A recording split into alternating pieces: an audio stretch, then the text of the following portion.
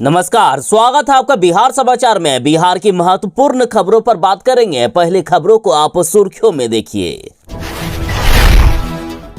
छठ पूजा के बाद जो बिहारी बिहार वापस आए हैं वो फिर दूसरे राज्य काम करने को जा रहे हैं और ये इनकी मजबूरी है। काम करते हुए जाते हुए मजदूरों ने कहा कि बिहार में यदि रोजगार होता तो हम दूसरे राज्य आखिर क्यों जाते। नीतीश कुमार ने बिहार को ऐसा बर्बाद किया कि आज बिहारी चाहकर भी बिहार में नहीं रुक सकता। दूसरे राज्य काम करना जाना इनकी मजबूरी हो गई है। आरक्षण कानून लागू होने के बाद मुख्यमंत्री नीतीश कुमार जी ने उच्च स्तरीय बैठक की, जिसमें से फैसला लिया गया कि गरीबों को 2-2 लाख रुपया दिया जाएगा। साथ ही जिनके पास जमीन नहीं है उन्हें जमीन खरीदने के लिए 1 लाख मिलेगा। आवास विहीन परिवारों को आवास दिया जाएगा। जो शराब का धंधा छोड़ेंगे उन्हें 2 लाख दूसरा रोजगार करने के लिए दिया जाएगा। नीतीश कुमार के राज में बिहार में अपराधियों का तांडव जारी है। मुख्यमंत्री के गृह जिले में एयरफोर्स जवान की गला रेतकर हत्या कर दी गई। बदमाशों ने दिन दहाड़े दिया वारदात को अंजाम। पीएम मोदी को राहुल गांधी ने पनौती कहा। देखिए, इंडिया वर्ल्ड कप का मैच हार गई। हारा इसलिए क्योंकि मोदी पनौती बनकर चले गए थे। राहुल बोले कि मोदी ने पनौती बनकर मैच हरवा दिया। सरकार के खिलाफ खूब प्रदर्शन करते हुए अतिथि शिक्षकों ने कहा कि सरकार आज बिहार वालों को नौकरी से निकाल रहे हैं और दूसरे राज्य वालों को नौकरी दे रहे हैं। बिहार के सीतामढ़ी में जहरीली शराब पीने से 5 लोगों की मौत हो गई, जिसमें से 4 यादव जाति के हैं। तो बीजेपी बोले कि तेजस्वी यादव जी, आप में हिम्मत है तो इन परिवारों से आकर मिले।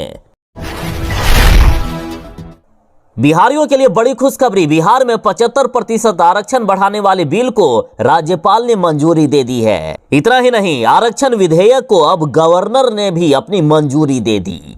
तो आज की बिहार की खबरों को विस्तार से बात करने से पहले आपसे एक छोटी सी अनुरोध है। कृपया वीडियो को एक प्यारा सा लाइक अवश्य कर दीजिएगा। आपका लाइक करना ही हमारी मेहनत का फल होता है।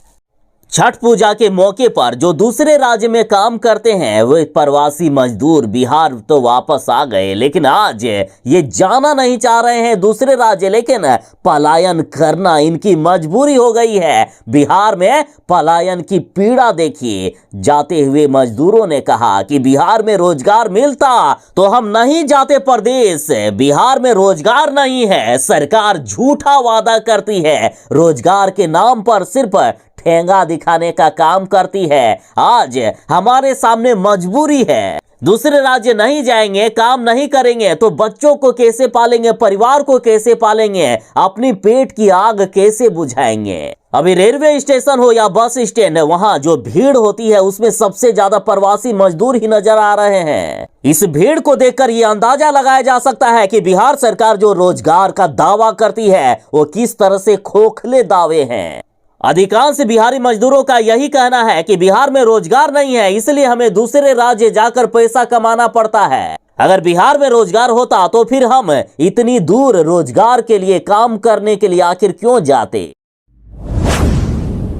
बिहार में आरक्षण बढ़ाने का कानून लागू होने के बाद मुख्यमंत्री नीतीश कुमार जी ने उच्च स्तरीय समीक्षा बैठक की, जिसमें से अधिकारियों को कई आवश्यक निर्देश दिया गया। साथ ही बिहार की जनता के लिए कई बड़े ऐलान कर दिए गए। बिहार में 75% आरक्षण पास हो गया है। साथ ही मुख्यमंत्री नीतीश कुमार जी ने कहा कि जाति आधारित गणना में लोगों की आर्थिक स्थिति की गणना भी कराई गई, जिसके आधार पर तय किया गया कि प्रत्येक गरीब परिवार को 2-2 लाख रुपए की राशि उपलब्ध कराई जाएगी। भूमिहीन परिवार जिनके पास जमीन नहीं है उनको मकान बनाने के लिए, जमीन खरीदने के लिए सरकार पैसे देगी। उन्हें पहले 60,000 रुपया मिलता था, लेकिन अब हम उन्हें 1 लाख रुपया देने का काम करेंगे। साथ ही मुख्यमंत्री जी बोले कि जीविकोपार्जन योजना के प्रत्येक लाभार्थी को 2 लाख रुपए का लाभ दिया जाएगा। राज्य में अब तक 1 करोड़ 30 लाख जीविका दीदी स्वयं सहायता समूह से जुड़ी है। अब 1 करोड़ 50 लाख जीविका दीदियों को स्वयं सहायता समूह से जोड़ने का लक्ष्य रखा गया है। इतना ही नहीं, शहरों में भी अब स्वयं सहायता समूह का गठन किया जाएगा। साथ ही मुख्यमंत्री जी ने कहा कि यदि कोई शराब छोड़ने के बाद कोई वैकल्पिक रोजगार करना चाहता है तो सरकार उनकी भी मदद करेगी। मुख्यमंत्री जी ने कहा कि शराब छोड़ो और 2 लाख लेकर जाओ। मुख्यमंत्री जी सतत जीविकोपार्जन योजना के तहत शराब का धंधा छोड़ने वालों को 2-2 लाख रुपए देने वाले हैं ताकि वे कोई दूसरा धंधा कर सके।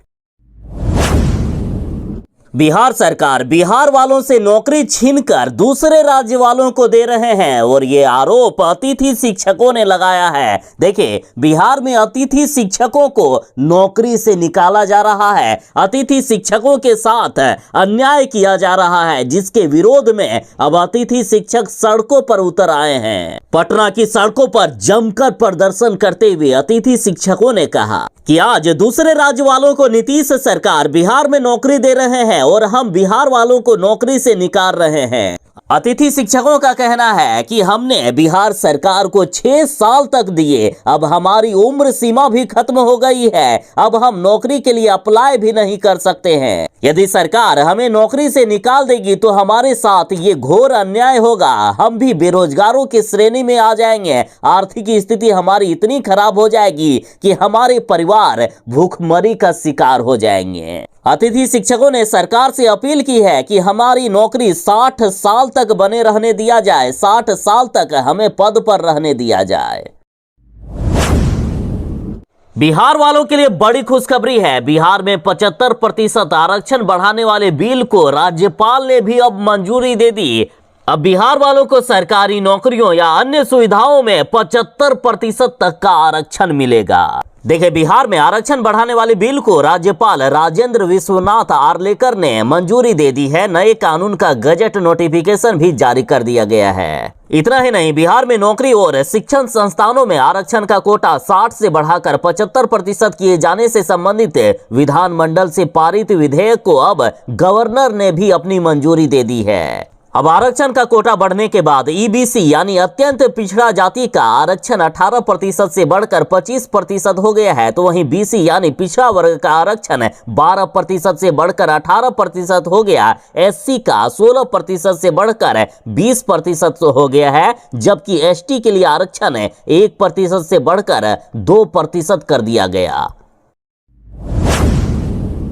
आज बिहार में रोजगार नहीं है, मजबूरी में बिहार वालों को दूसरे राज्य पलायन करना पड़ रहा है। दूसरे राज्य ना चाहते हुए भी जाना पड़ रहा है। बिहार में पलायन के कई कारण हैं, जैसे बिहार में रोजगार का नहीं मिलना, उत्तर बिहार का बड़ा हिस्सा बाढ़ प्रभावित रहना, सालों भर रोजगार का नहीं मिलना, दूसरे राज्य के मुकाबले बिहार में कम मजदूरी मिलना, कम पैसा मिलना। दूसरे राज्य में मेडिकल या फिर इंजीनियरिंग की बेहतर पढ़ाई होती है। बिहार में शिक्षा व्यवस्था भी बद से बदतर हो चुकी है। दूसरे राज्यों में कोचिंग की बेहतर व्यवस्था है, जो बिहार में नहीं देखा जा सकता है। बिहार से दूसरे राज्य में रोजगार की तलाश में गए लोगों की संख्या 45,78,288 के करीब है। दूसरे राज्य में शिक्षा के लिए 5,15,978 लोग जाते हैं, तो वहीं दूसरे देश में रोजगार की तलाश में 2,17,499 लोग गए हुए हैं। दूसरे देश में शिक्षा के लिए 23,738 लोग गए हुए हैं। यदि आज बिहार में पर्याप्त रोजगार, अच्छी शिक्षा होती तो ये लोग बिहार से दूसरे राज्य या दूसरे देश मजबूरी में नहीं जाते।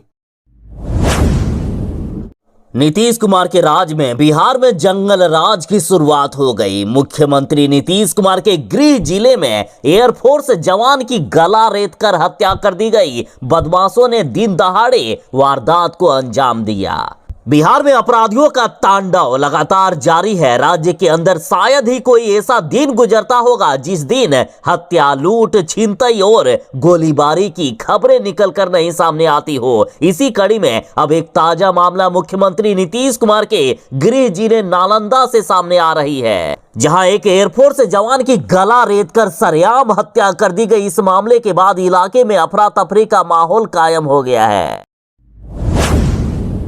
बीजेपी नेता ने नीतीश कुमार का पैर पकड़ते हुए कहा कि नीतीश कुमार जी अब बिहार को छोड़ दीजिए, बिहार को आप अब बख्श दीजिए। आखिर कितने बिहार वालों के मौत पर राजनीति करोगे आप?